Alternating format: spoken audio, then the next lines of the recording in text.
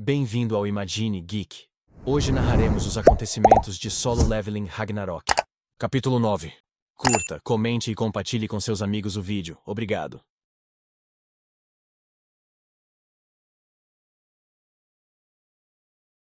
Após a dura batalha, e ofegante, Surro examinava as manoplas. Ele havia sido cauteloso, desconfiado do status de nome vermelho de Kim, que o marcava como um inimigo mortal. Mas no fim, o desafio não havia sido intransponível. Mais importante que isso, a batalha lhe ensinou um novo caminho, uma nova forma de lutar da qual ele poderia se beneficiar. Com isso, seu foco mudou assim que uma notificação do sistema piscou, sinalizando uma recompensa.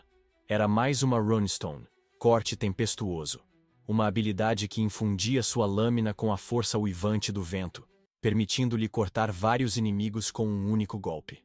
A empolgação percorreu Surro. Essa era a recompensa que ele mais desejava, e de alguma forma, seus instintos já sabiam como usá-la.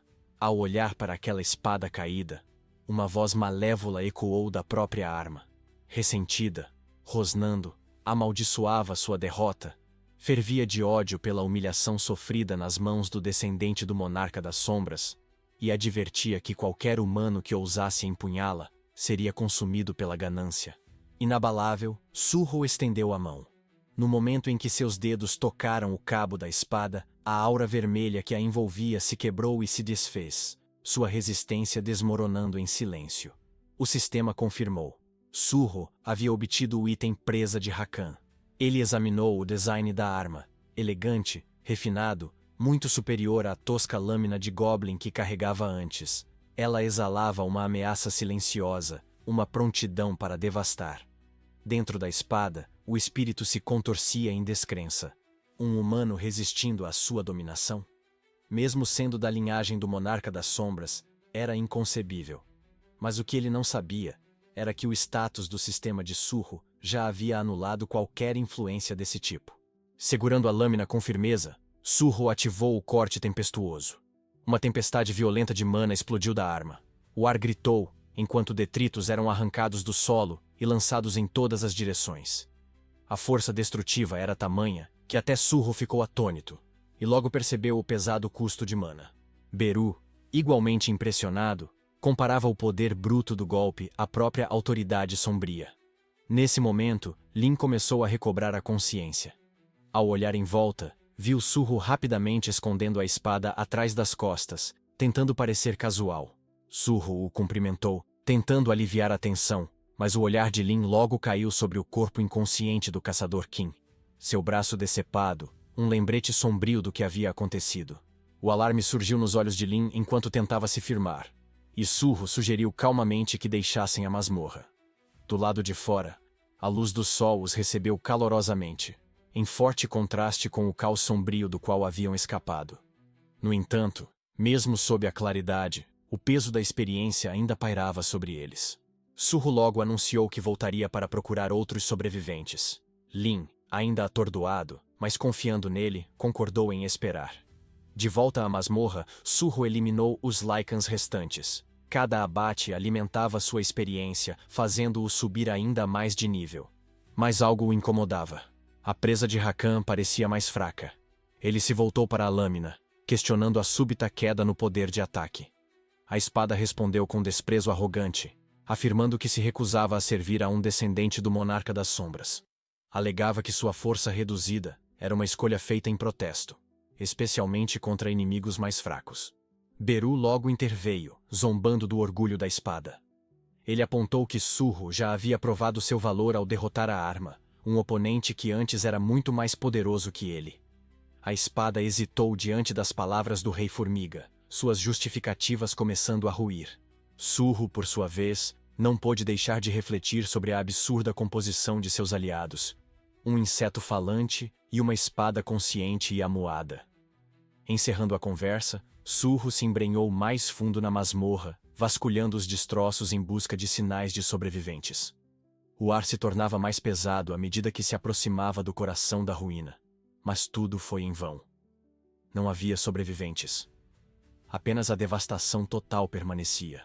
A espada quebrou o silêncio com orgulho cruel. vangloriando-se de ter eliminado todos os intrusos em sua missão de proteger o santuário do monarca das presas.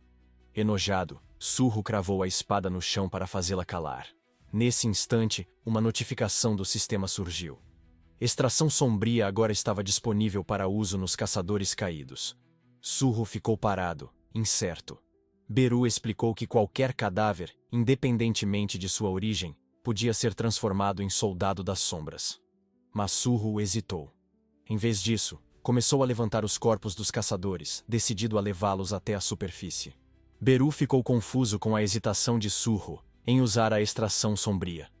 Mas Surro respondeu sem pensar duas vezes. Para ele, fazer esses caçadores lutarem mesmo depois da morte seria como uma segunda punição, uma que eles não mereciam. Beru observava em silêncio, admirado, enquanto Surro mudava de assunto, perguntando agora sobre o santuário. Se ele realmente pertencia a um monarca. Beru confirmou que sim, o que levou Surro a uma questão maior: seu pai. Ele queria saber sobre os monarcas e se tudo estava de alguma forma conectado aos Zhatarum. Beru respondeu com respeito e clareza. Os Zhatarum eram os atuais inimigos, enquanto os inimigos do passado eram os monarcas. Falou dos 9 monarcas, começando com o pai de Surro, Sun Jinwoo, o monarca das sombras, rei dos mortos. Havia também o monarca das presas, soberano das bestas, o monarca das pragas, rainha dos insetos, o monarca do corpo de ferro, comandante dos humanoides monstruosos, o monarca das chamas brancas, líder dos demônios, o monarca do princípio, mestre dos gigantes, o monarca da geada, governante do povo da neve, o monarca da transfiguração, portador dos espectros demoníacos, e por fim, o monarca da destruição, soberano dos dragões enlouquecidos. Beru enfatizou que, quando esses 8 monarcas invadiram a Terra, todos foram enfrentados e derrotados por Sun Jinwoo sozinho. Seu poder superava a todos. Surro escutava, atônito com o peso do legado de seu pai. A espada, percebendo o tema, hesitou, confirmando que havia de fato perdido seu mestre, o monarca das presas, para Jinwoo. Ela se contorcia em amargura e humilhação, dizendo que se seus poderes não estivessem corrompidos, teria despedaçado Surro e o dado de comer aos lobos. Mas Surro manteve-se calmo. Entendia o ressentimento. Reconhecia que, enquanto seu pai lutara para proteger a terra, a espada havia protegido lealmente seu santuário. Ambos agiram por dever. Ainda assim, ele questionou a lâmina. Se sua missão era proteger aquele lugar, por que se opor ao único capaz de continuar essa proteção? Por que manter a hostilidade contra alguém que lutava pela mesma causa? A espada rosnou, incapaz de abandonar seu ódio. Mas Surro permaneceu firme. Falou de seu objetivo. Era se reunir com sua mãe e seu pai separados dele por invasores de outro mundo. E para isso, buscaria força de qualquer fonte, não importava de onde ela viesse. Ele lembrou à presa de Rakan que a ameaça dos Zhatarum não pouparia nem mesmo aquele santuário. Se a espada realmente se importava em proteger algo, precisava reconsiderar. Então, agarrando a lâmina e puxando-a da terra, Surro fez sua escolha. Ofereceu parceria, não submissão. Uma aliança entre sombra e presa. Uma união forjada pela sobrevivência e por algo maior.